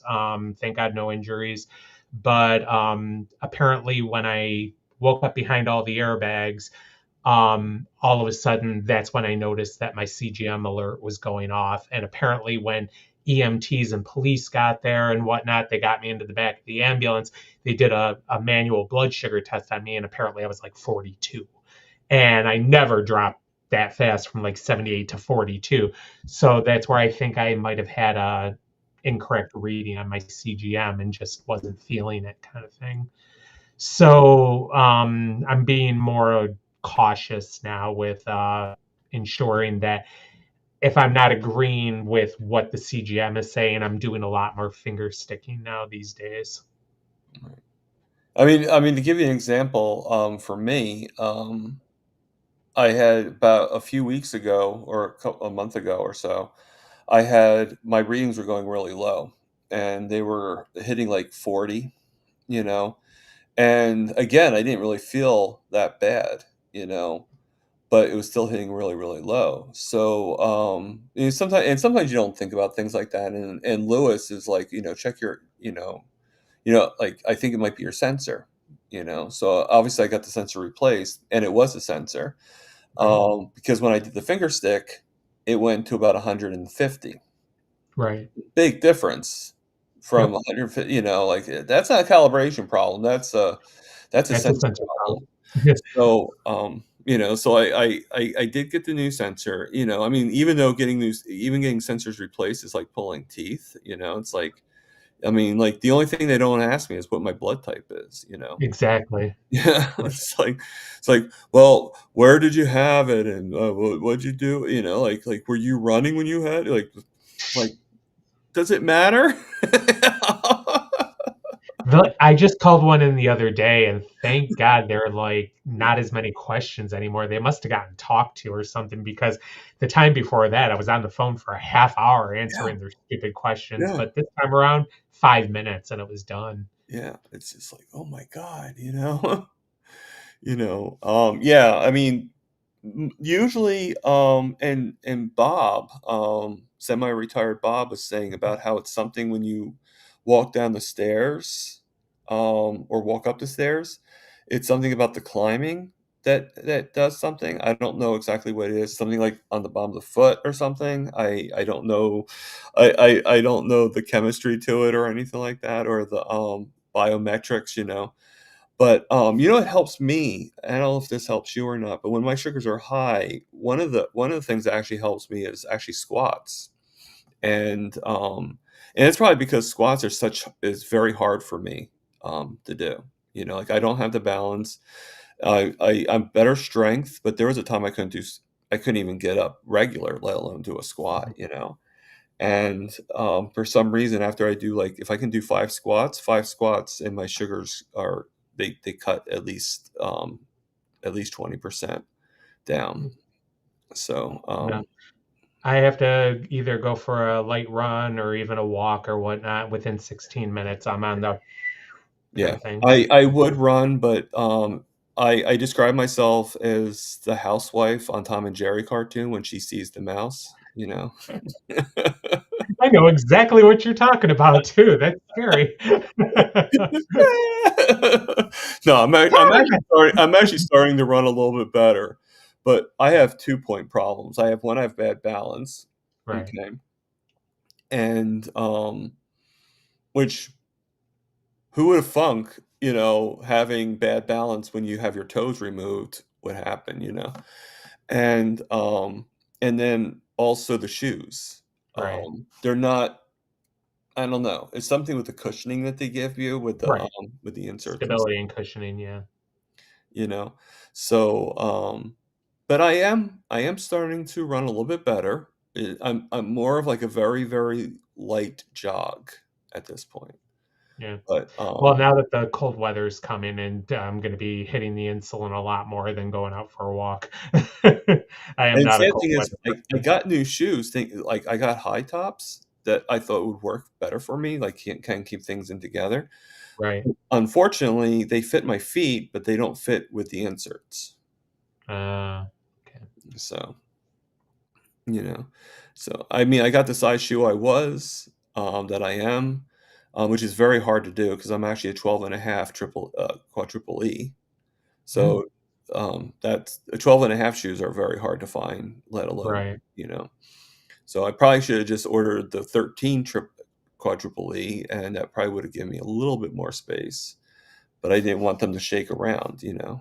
Yeah.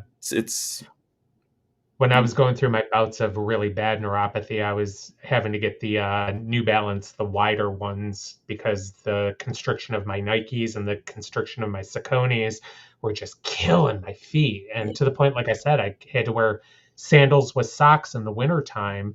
And I was just like, I got to figure this out because I Well, cannot wear sandals and socks. well, the shoes I wear now are these. They're God, diabetic. They're diabetic sneakers from Fitville. right, Um, and I got Fitville. I got the other shoes in Fitville too. So you can tell it has like a pretty wide toe. Yeah, let me see if I can. A pretty wide front toe, and the other one, it just doesn't fit. right, So I think when I get my inserts redone, I'll just bring those shoes in. I'll just wear, maybe I can get them inserted for that shoe, and that might fit a little bit better. So I'm not wasting $80. right. So yeah. So this is pretty cool. I Sorry about that. Amy just left, but she told me she was going to be messaging me on Facebook. So I just wanted to take a quick. It's amazing what we can do with no one even realizing we did it. If I didn't say anything. Oh my God, he's looking at Facebook. I didn't even know it. yeah. Um, on the same camera too. Can you believe that? There you go. Ooh, yeah. I can look at emails too. That's how I knew that your camera went a little wonky or whatever. Oh my God. The whole entire computer just blue screen saying whatever you were doing, you're no longer doing it. And then the whole thing booted down. And I'm like, why now? Why right now? Yeah, yeah, exactly. I mean, I get a lot, and I mean, it doesn't really do anything because so far I'm lucky. So far, it's only happened when you're talking or the guest is talking. I shouldn't say me or you, like personally, like only when you talk, Paul. That's when it happens. No, but I get this like message, and all of a sudden it forces me to be muted. It says my audio went off, but then all I have to do is like just push the microphone button again and unmute, and it fixes. But it's just Well, like, I'll okay, you're guarantee setting in me up while I'm not even talking. It's like okay. I'll guarantee on the replay, there's going to be points in time where I freeze and you'll hear my voice, and Yeah, then yeah, there was. the screen will freeze just because my webcam absolutely sucks. And I had my laptop, which I used to use for the interviews, but that all of a sudden died, and that had a great webcam and video studio within that. So I just grabbed this webcam at Best Buy, and I'm like, I'll just grab something, it'll work. It was like, okay, okay. Yeah, well, every interview I've ever done, it's like there's just points in time where everything just freezes and or my voice cuts out, and I'm like, God, I just need a new computer for Black Friday. Hint, hint. No, just kidding. No, I had This year was my new Apple Watch. I mean, I'm lucky now. I have I'm lucky on two fronts. My boss, which I'm trying not to screw him over, so I always feel bad when I call out sick and stuff like that. Even though he's totally understanding, he even said to me, he goes, "Don't worry about calling out. We know your situation. You're just like, you're not even here as a full timer or even a part. You're just here as a filler. Eventually, I want to get to the full time status, but I have to Right. get my body. I have to get my where I'm not calling out and stuff like that. I call out way too many times, even for my standards. You know, but he actually, what he did was there's a program from work. Unfortunately, I couldn't do it because of my work status, but he actually did it, and I just pay him every week a certain amount. I pay him what the bill is every week, and so in return, I got this iMac Pro. So, Nice. with 16 gigs. The other computer I had only had 8 gigs, and which is why I was freezing on my own shows all the time, Mhm. and Zoom calls and stuff, and it was just Right. getting very, so, I mean, he doesn't really understand carnivore, but he supports what I do, and, I mean, I just met the guy, like, a few months ago, but he's been very supportive and, as a non-carnivore, like I can't really give him a shout out because he's again not. But if I could, I would say, his name's Jim, and I would definitely, say how good good, even though Quick Check's not really a carnivore or a safe space for diabetics, but it's I would say if you're lucky, you can maybe eat about 10% of what's in there without having an issue. But I do keep control, and I haven't really had anything. The only thing I've had there is I've had low blood sugars, and so I've had like I and with no money, so I'd have like a couple saltine crackers. Those packets you get like when you get Yeah. soup. Yep. I would just grab a couple of them and have them. And I hope that doesn't make me lose my carnivore card, but you know, I mean, it's in the realm of science, Your carnivore card. God. Ah, there's so many take me people are back so. years where everybody was just, that's not carnivore, that's not keto. No, Shut up. like, "Oh my god," Just shut up and you know stop what's with the funny about. damn labels. Exactly, it's I mean, what's funny about that is, okay, you have something, okay? First off, if you go Bart K, like, I don't really watch Bart K that much, but, from what I've seen, if somebody says something that's like, "Okay, that makes sense," then I'll give credit where credit's due, and, he's the one that said that if you're 70% eating animal products, you're carnivore. Which something has to be done with that other 30%. That means the other 30% is if you have mango or if you have avocado or, like just something on your, just like I mean, I don't know what percentage you do, but if it's over 70% meat based, then technically you're carnivore too. If you go by his description. Right. But I still like Carnito. I kinda like that, just that just that expression. I came up with that one about 7 years ago when I found my first carnivore group.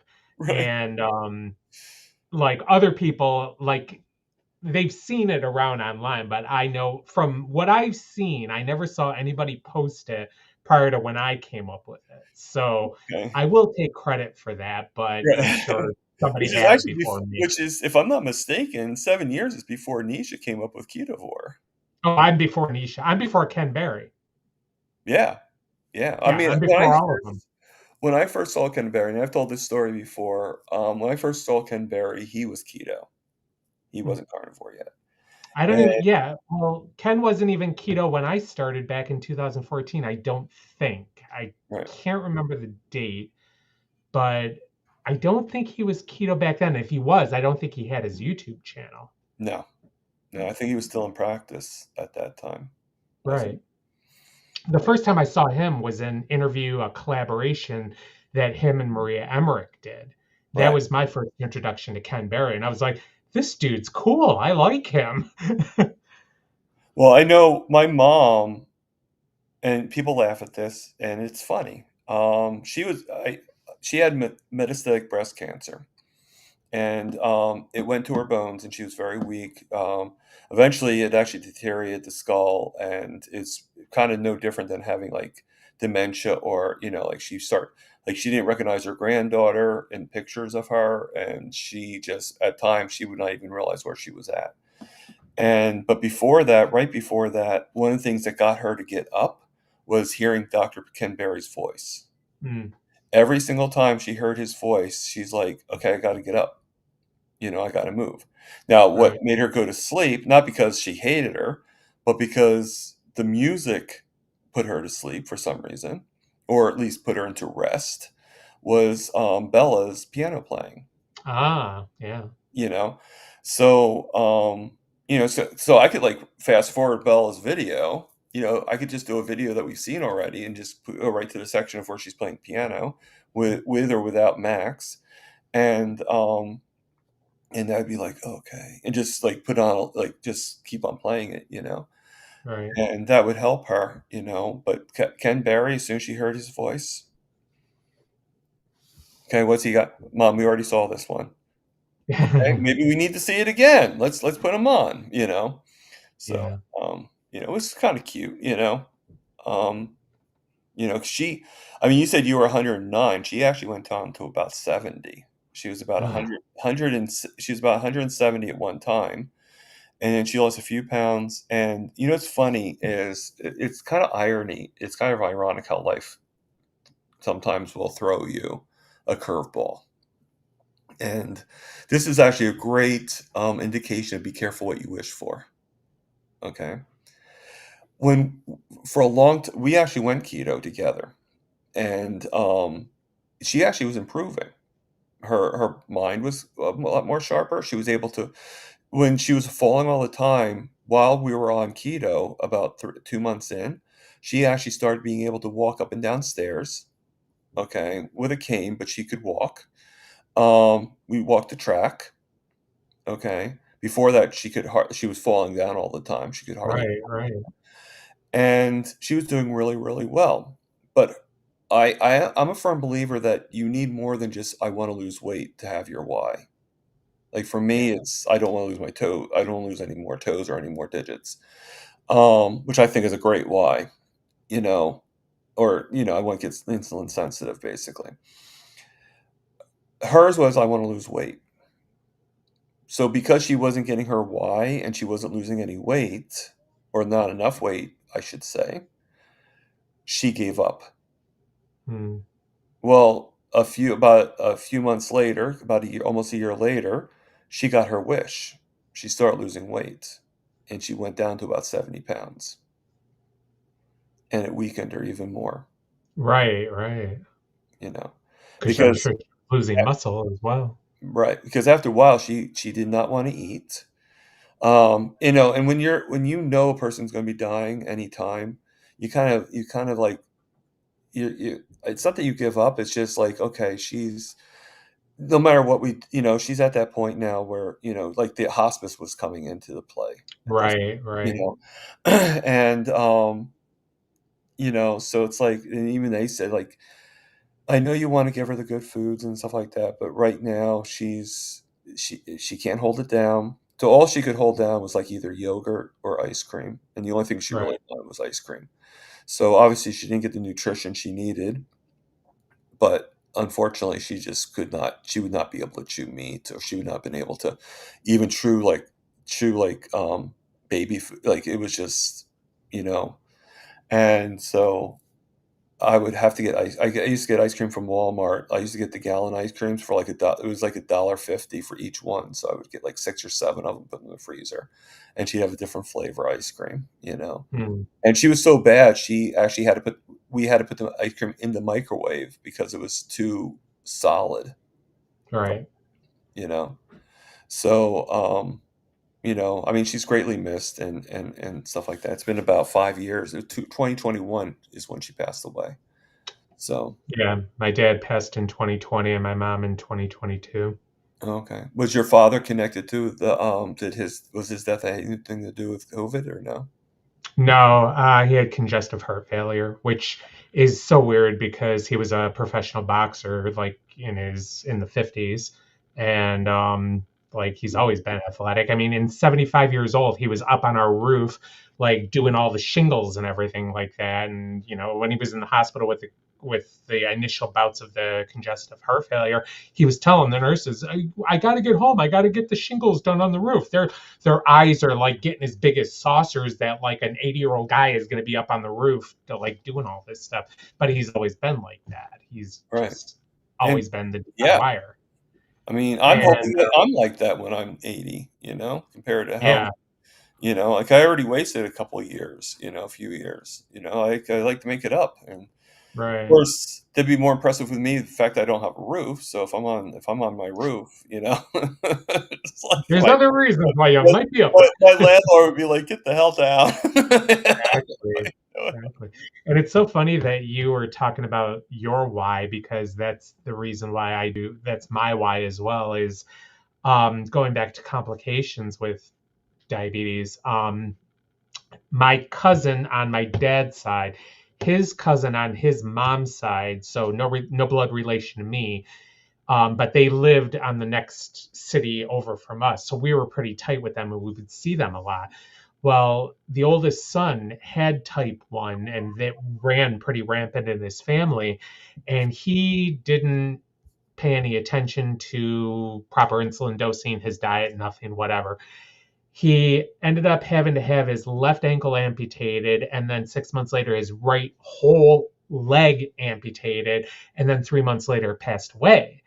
So that's always been my why when I first got diagnosed, because I saw that first hand. It was just like, oh my God, I don't want this to happen to me. So when I got diagnosed with that super high blood sugar and that super high A1C, that immediately became my why. I do not want to have complications Right. ever. Right. So, And so I think yeah, a lot of you and people I share that why.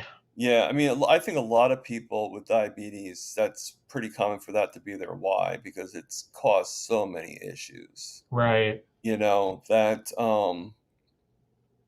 if it's not their number one why, it's definitely in the top 10. right. Maybe even, dare I say, the top 5. But yeah, I mean, but there's so many other things. I mean, the carnivore's correcting so many things for me. Oh yeah, Yeah, I still have issues, but I'm only yeah. 11 months in. Like so many people are like, "Well, I've been on it for two." Like I get such a kick out of reading in the comments. I'll see somebody like, "Oh, I've been on carnivore for a week, and I'm not really seeing any results." It's like, Go back 10 years, that was what people were saying about keto. right? And they're just going, people, the reason why I think that we have the Ozempic with in the use for diet and why we have, and I'm not saying the O word because I think it's a horrible thing. If you need it, then I think it's good. But if you're using it for just weight loss, I don't think I think you should try other things first, including the Oh, diet. for sure, for sure. Now, You've do got I to, think Ozempic should be before getting surgery? Yes. yeah, Before you actually change your stomach? Yes. yeah. But I You think it's need to run the well dry before you start injecting crap into your body. exactly. That's my personal opinion, and that's the way that I've always worked it with people that have asked my opinion. It's like before you start putting stuff into your body, let's look at what your lifestyle Yeah, is. would it hurt to eat meat? I mean, come on.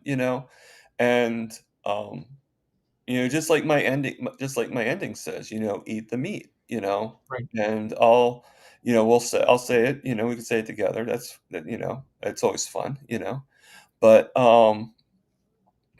and everything. Speaking of the ending, we are going to have to end soon because Eve, Eve, Eve Muck. I guess that's how you pronounce it. It's EVMUX is the streaming channel that we're on.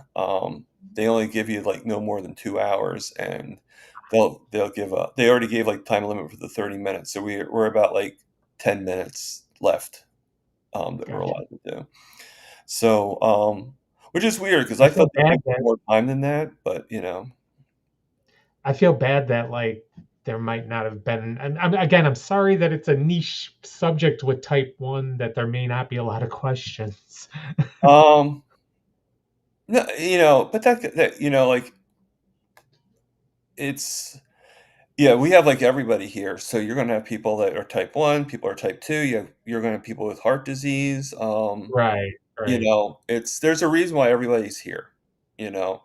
And right, I'd say there's a lot of people here that I've actually interviewed and like Booby Goat, she had gestational diabetes, which right, is not really shocking because when you have 10 kids, the chances are a lot higher that you're going to get the gestational diabetes. But she was actually able to answer that question that we actually put on the chart about which develops into type 1 or type 2. For her, it was told to be type 2. But yeah, you're right. right, Sometimes it can be type 1. It's, I guess, wherever it goes. And somebody was right. asking too what the difference is between the two. Now, tell me if I'm wrong. You're more than welcome. Just because it's my show, you don't have to be afraid. This is how I look at it. Type 1 is where you can't produce the insulin. You can't make your insulin. So you sort of need the insulin to be able to work with your body, to be able to do the things that insulin is meant to do. Type 2 you have an overabundance of it. You have way too much, which, in my opinion, is kind of ironic, kind of funny that the recommendation is the same for both. You know, like what's the first thing they give me when you're diabetic? They give you the metformin, yes, but eventually you're going to get insulin, and so and then you become insulin resistant, and then you have to kind of find a way to get off the insulin. But like there's a reason why you have insulin, but technically I don't think insulin should have been even recommended for me. They should have used a different method, aka diet. Um, how do you feel about that? Do you agree with that? No, that's pretty accurate. I mean, the insulin resistance, obviously you've got to put your body into a state where the insulin can be utilized by your body and be able to get into your cells and do its thing. Otherwise, then yeah, that's where the type 2 comes in. And yeah, type 1, you're right. My body doesn't produce any insulin anymore. The beta cells were attacked and killed, brought on by the autoimmune. And yeah, so injecting insulin is my deal. And like we talked about earlier, there's so many different types of insulin, the long lasting, the fast acting. Some are faster than others, some are slower than others. So it's a matter of, and then there's the whole technologies that are out there. Do you want to be on insulin syringes? Do you want to be on insulin pens? There's the pumps, there's the CGMs, there's the watches, there's the implantable CGMs. I mean, every time I turn around, there's something new. That's the automatic insulin dosing systems now that work with your CGMs to automatically dose insulin. That's like the new game in town. So you don't, you still have to take your mealtime insulin, but it's supposed to theoretically dose you every 5 minutes to keep your blood sugar at a stable level automatically based on what your readings are from the CGMs. So yeah, every time I turn around, there's a new technology coming in. Yeah. Now, I just want to put out there, I know I should have done this in the beginning. I always forget because I figure people should know this already, but just a disclaimer, neither one of us are doctors. All we're doing is telling you our experiences and our knowledge of of our experiences basically. But like if there's actually great resources. Dr. Berry has the American Diet Society. The American Diabetes Society, sorry. And there's many sources where you can find out information about it. I'm not saying not to listen to us. I'm just saying you don't have to listen just us, and I mean, what we know is pretty significant, but we're not the gods. We're not the guru. We're not. So in no way take us with a grain of salt, or take us with a grain of salt. I don't know which which expression makes more sense. Give So me give me about 3 more years and 7 more credits, and I'll have my naturopathic doctor licensing. I've been 7 credits shy for the last number of yeah, years, and the only reason I haven't forged ahead with it is because it's not recognized in New yeah. York. I mean, my experience, and Paul, you can tell me if it's the same with you. My experience is basically the advice I was giving was the wrong advice, so I did the opposite. I did an N equals one experiment and found that carnivore was the best diet for me. Simple as that. Um, and did some doc? I mean, it's funny how a lot of doctors will tell you be low carb, but then they don't know what that means. No, they have no clue. They have no clue because they're still recommend. When I go to the hospital, they still recommended rice. They still gave me pancakes in the Tom, hospital. the day after I got the type 1 diabetes diagnosis, they brought me into the emergency room. I was full fledged diagnosed with type 1, and they finally got my blood sugar down to 90. Breakfast, they brought me in pancakes, banana, yogurt, orange juice, a carton of milk, and eggs. And I'm like, okay, I know I'm new to this, but isn't This that a doesn't whole lot look of right. carbs for somebody that now has diabetes? I mean, when I first got diagnosed, I'm not going to say that my impression was, oh, this doesn't look right. My impression was, because I didn't know, because I didn't know about carbs and stuff like that then. My impression was, oh, so I'm not going to really lose out on good food. I mean, it might be the crap version of the food I would normally eat, Mhm. but I didn't really feel like I was losing out, you know? But Right. that was the problem. You know, I needed to readjust, and lucky for me, I love steaks, I love meat, I love, like, you know, I did have to wean off of stuff, like, I also like french fries, so I had to wean off the french fries, and I love my cakes, I love my pretzel, my cereal, like, I like all that stuff too, so I had to kind of give the rules and slowly be like, "Okay, well, you know what? I'm not gonna have my burgers on a bun. Let me get rid of the bun." And Right. eventually, believe it or not, if I have a bun, like, if I have a bun now or bread now, it tastes stale, it doesn't taste good, you know? It Well, just I got the double whammy. 3 months after I got the type 1 diagnosis, I passed out at home from dehydration because, and then was taken into emergency and admitted into the hospital for 10 days. I also was diagnosed with celiac.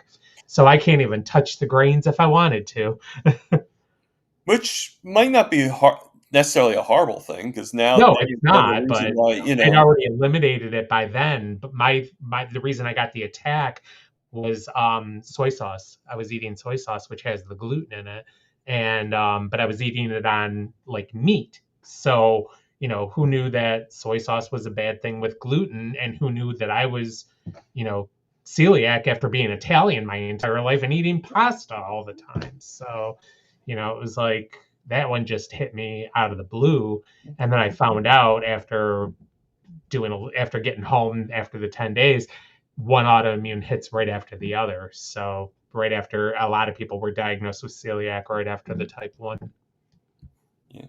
No, this has nothing to do with, actually, I just got the notice that we're gonna be ending soon, so I'm gonna actually answer this,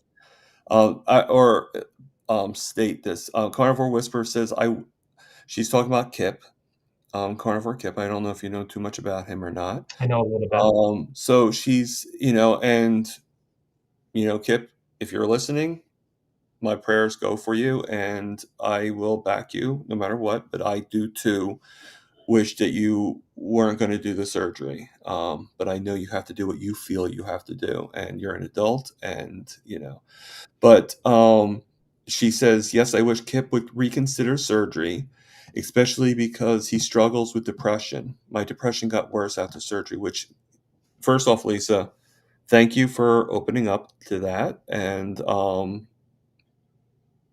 I appreciate that very more than you know. But I do agree. I've had about 8 surgeries, mostly with my foot, either foot, both, because I've had the toes removed, and I've also had, and sometimes doctor has to go back in, stuff like that. And each time I did have my depression does get worse, at least for those moments, because you're thinking like, oh my God, something else has been done to me, and you know, and when you're like, if it's not depression, it's super anger or super frustration. It's all Like, the stages. yeah. Especially, frustrated me was, like if I wanted to go to the bathroom and I could physically go, but I couldn't step on my foot, and I had to do all these things that, because not to open the stitches and stuff, that got pretty frustrating. And but yeah, I mean, I think any operation, you're gonna have a little depression, you know. Um, so yes. But what makes it worse with Kip is, I think he's already depressed, and he's at a tail end. He does not know what to do. And so all we can do is pray for him. If you're of a God faith, is pray for him. If you're not, just wish him that he will make the decision that he can live with, you know? Um, what do you think, Paul? For me, if people have to do what's right for them. I can't ever, like put myself into somebody else's shoes. It's Yeah, if they're going through with a surgery, have they taken a look at everything? And if they have they made an informed decision? And if they have, okay, good luck. You know, yeah. So,